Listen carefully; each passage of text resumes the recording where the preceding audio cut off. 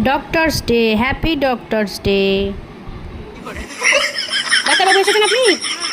আমার তো প্রেশারটা একটু দেখতে হবে, দেখে চেক আপ করে দেবেন। বসুন বসুন।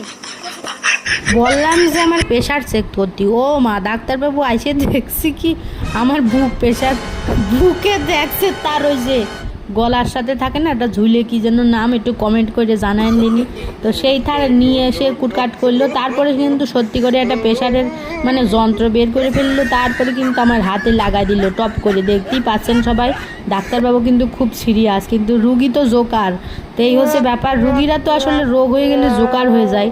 তো ডাক্তারবাবু কিন্তু খুব সিরিয়াসভাবে আমার ট্রিটমেন্ট করছে। আপনাদের যদি কারোর দরকার হয়, বুঝলেন তো, কল করতে পারেন ডাক্তারবাবুর। বেশি ভিজিট টিজিট দেওয়া লাগবে না।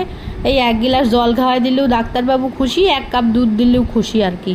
তো ডাক্তারবাবু বললো হ্যাঁ প্রেশার হাই আছে আর কি, হাইয়ের পরে হাই।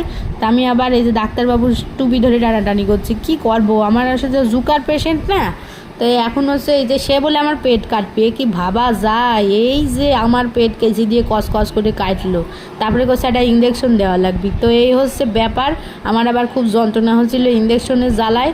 বললাম যে বাঁচাও, সে আবার হাসছিল। তো এই যে আবার সে বুক চেক আপ করে গেছে, না এবার অপারেশন করার পর ঠিক আছে, রুগী একদম ঝক্কাস, এবার উঠে উঠে তাদের খানা পিনা দিবি আর কি। ডাক্তারের 1 বাটি দুধ দিলেও খুশি, হ্যাঁ আবার হাতেও দেখে, কি কব কদিনই জ্বালা বন্ধুরা।